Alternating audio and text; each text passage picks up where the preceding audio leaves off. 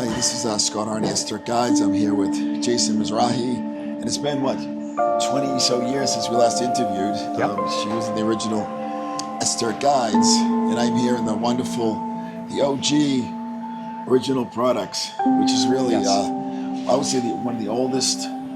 Yeah, well, we've been in this building since 1975. Wow.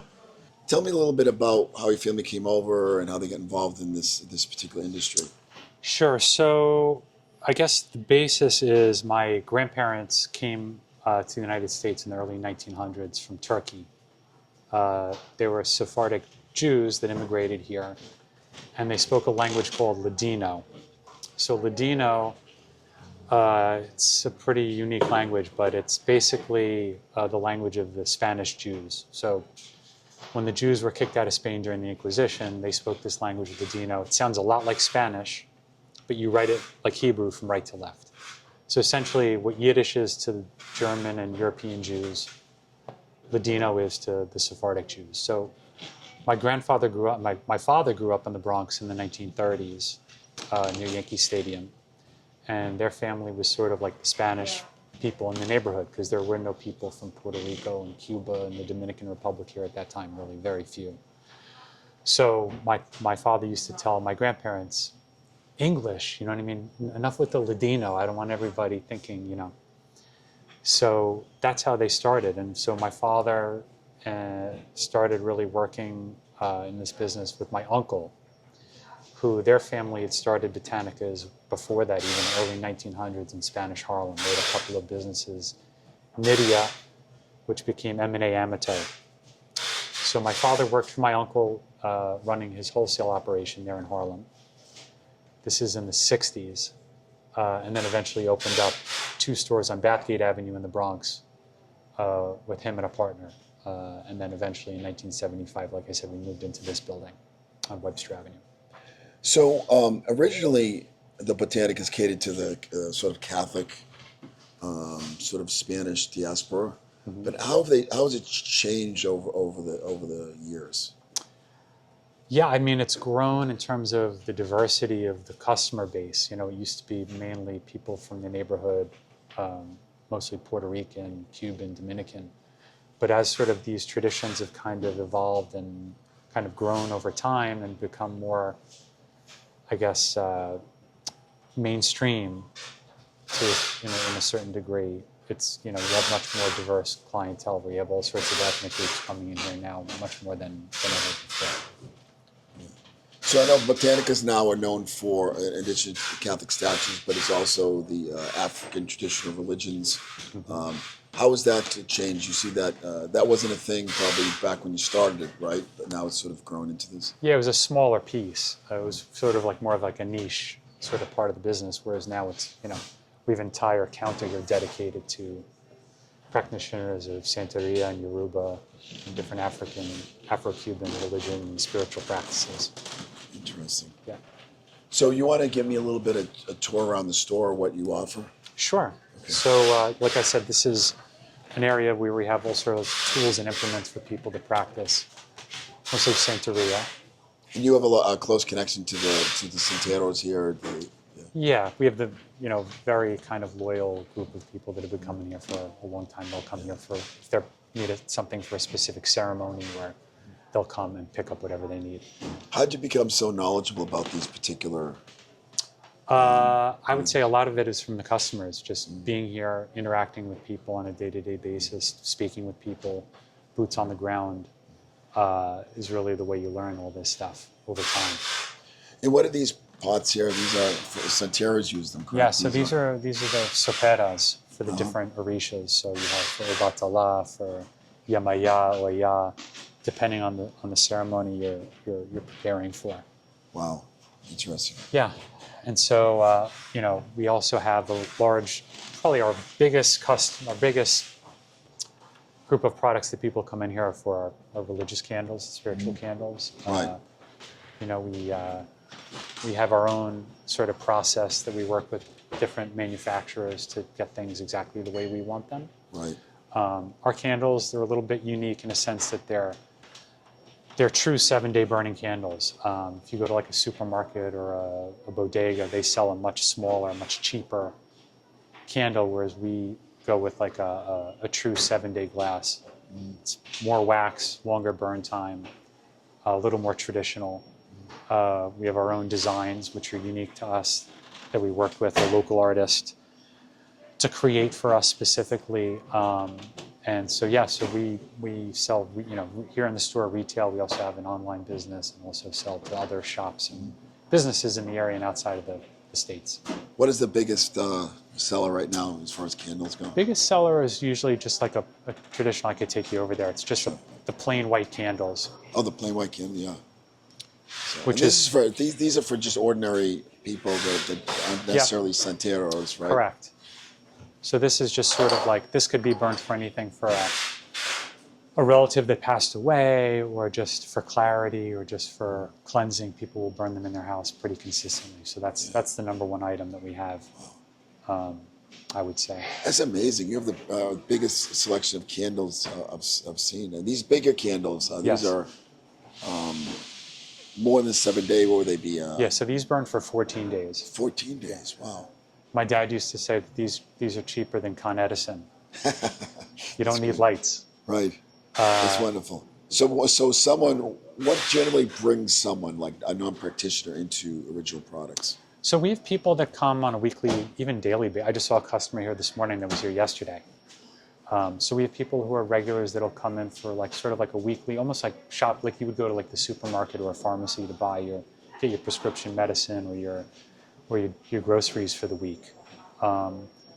Some people will come for something specific. So even people who are not traditionally Botanica frequenters, if they have some kind of a problem or issue that they can't seem to solve, or something that's nagging them, or a lot of times people suggest, hey, go to the Botanica and speak to somebody there. Maybe they could help you. So somebody with could be anything from like a legal problem to an issue with a spouse or a partner, to money problems, to just kind of like a general feeling of like things aren't right in their life and they're looking for some kind of change, you know. And I find like the more the world gets kind of crazy with everything that's going on, the more people are kind of looking for something outside of like traditional things like doctors and medicine and the legal system.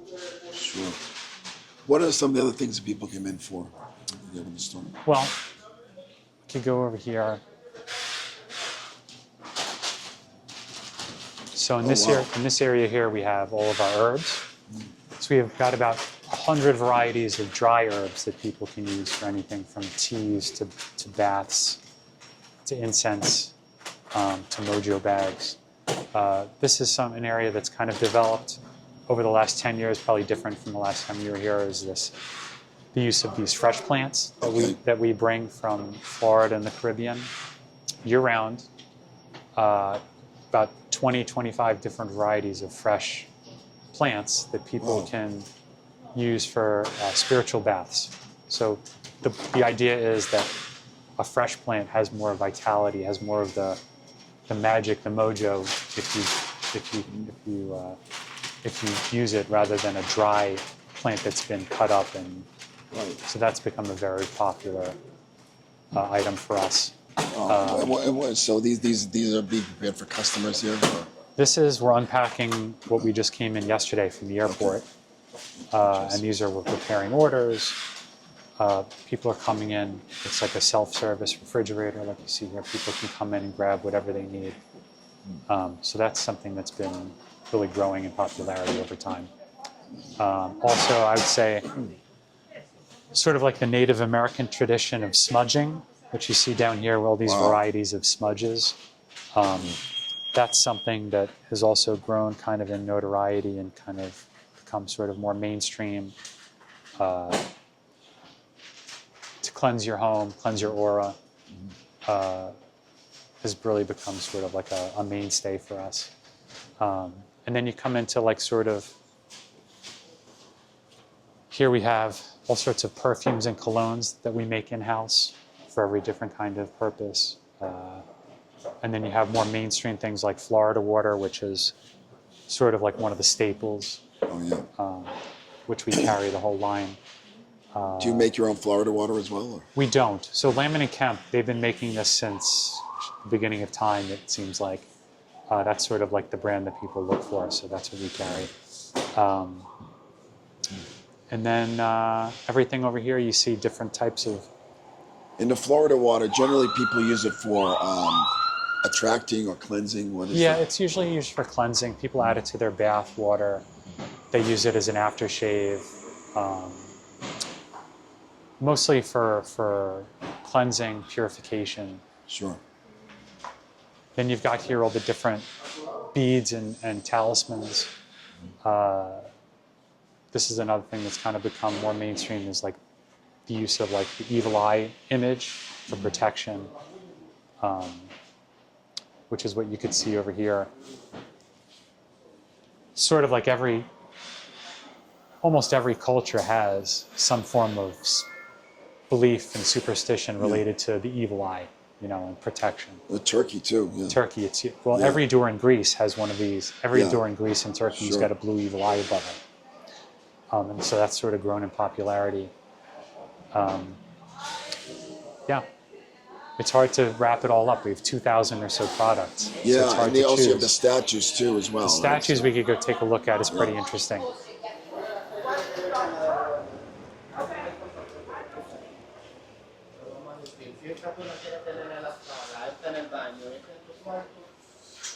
Wow. So we have a wide variety. This is sort of like a little selection of Native American statues.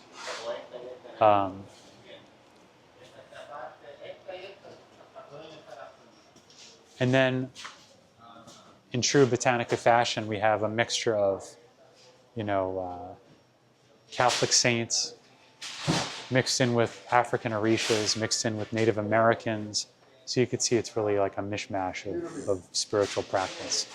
But Santa Muerte wasn't as big then when we did the... No. Yeah, that's No, another. that's really grown in popularity, Wow. obviously from Mexico. Yeah. And this is sort of a Mexican spirit as well, correct? Yes, San Simon, Yeah. Jesus Malverde.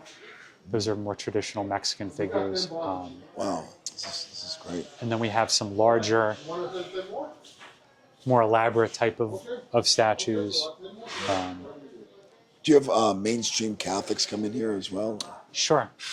So like if you come down here, where do we have we have like a big Virgin Mary.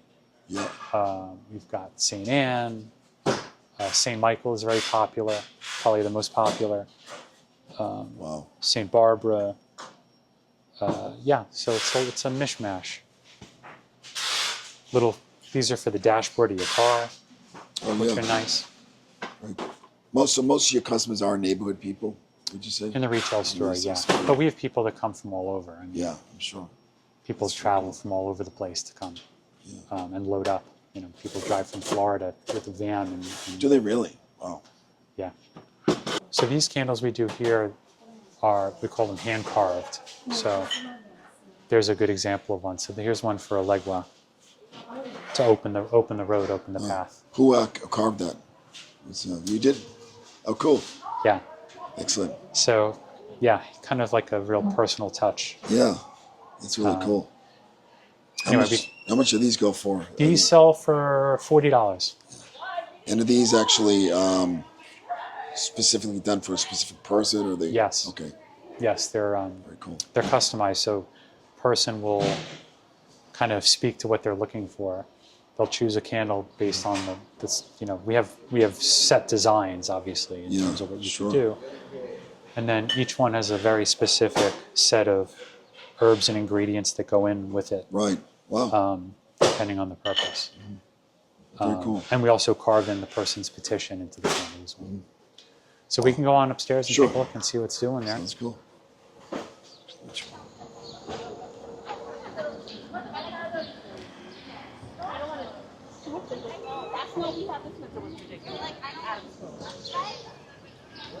Here's our famous mural here. Oh yeah. That's cool. Who did this mural? So this is a gentleman, Luis. And so it changes every couple of years.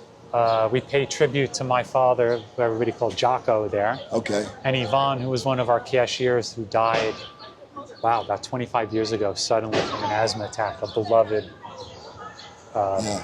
employee of ours.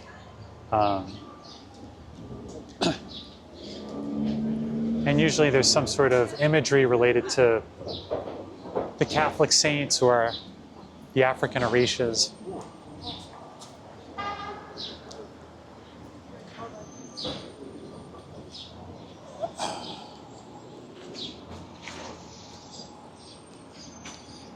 Who is this right here?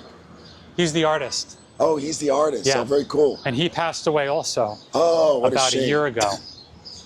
So who does the mural now? I think it was a cousin of his came in. So this was something else before he passed. And when he passed, they created this for him. Wow.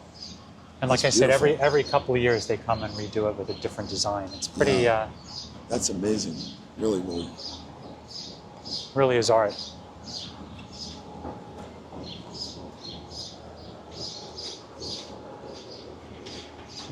This is sort of just a little glimpse of the neighborhood. Yeah. Here's another homage to one of our longtime employees, Cynthia, who passed away about 2 years ago. I'll get this out of the way. So it's really sort of a memorial in a sense. Yeah.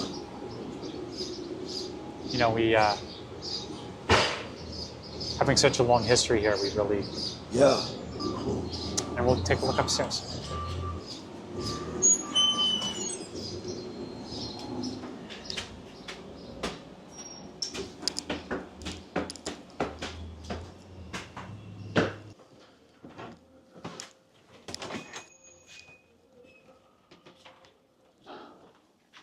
Could take you into our altar room here.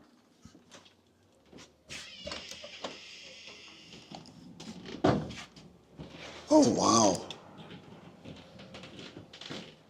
What is this here? This So is. these are all candles Yeah. that we're lighting for people. Oh, really? Wow. Yes. So if I get a light on here for you. The lighting isn't so great. So these are candles that people have sent in specific requests that we burn them on their behalf. Okay.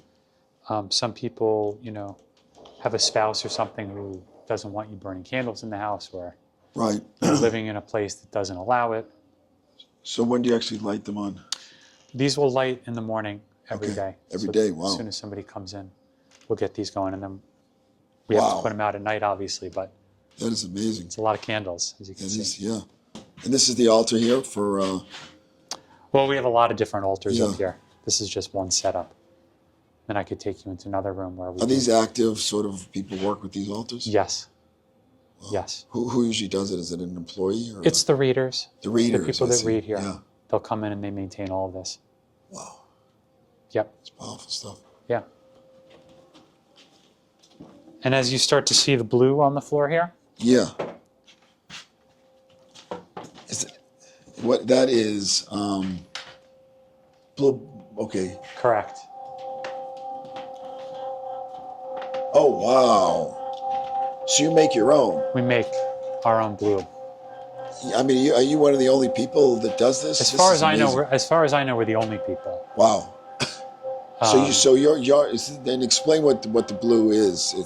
So it's used for a lot of different things. It's used people add it to their bath. Yeah. It's also in a lot of cases for laundry. Right. So if you wrap it it's an old-fashioned way of washing clothes, and it keeps your brights colors very bright and your whites super white. It's a pigment, and it's sort of like a proprietary formula, but I'll give you like a little rundown. So they go into a tumbler, Yeah. and it's sort of like a snowball. Yeah. As it tumbles, it picks up the blue. Believe it or not, our biggest customer for this product, I could give you 100 guesses. You wouldn't. U.S. military. The Amish. Oh, really? Interesting. So you sell it around the world We then? sell it around the world. Huh. the Amish, they can't use, they don't use Tide, or you know what I mean. They don't go to the supermarket and buy Tide. Yeah. So what they do is they'll have like one store within the community, the Amish community in each area. That's sort of like the general store. They buy 1,000 pounds at a time, and then they sell it within their community in for laundry.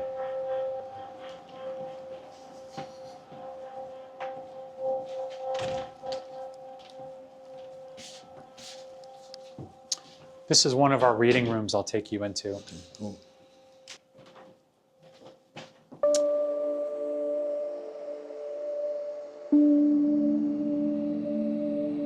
So the big day for the readings is usually on Saturday. Yeah. I'll get out of your way so you can get No, some it's good, fine. I want to some good take shots. pictures off. I'll come in on Saturday as we open at 9:30. And starting at about 8:30, there's a line of 10, 15, 20 people outside. Wow. And a lot of the readers are practitioners as well. Yes. Wow. This is amazing. Very cool. It's a great space. Yeah, really a lot of energy. Racial pride.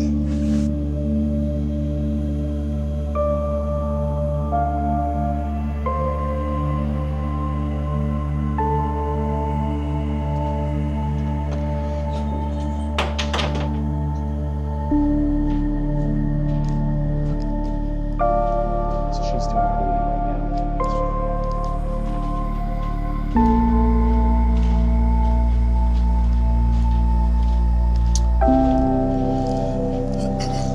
So that's the upstairs.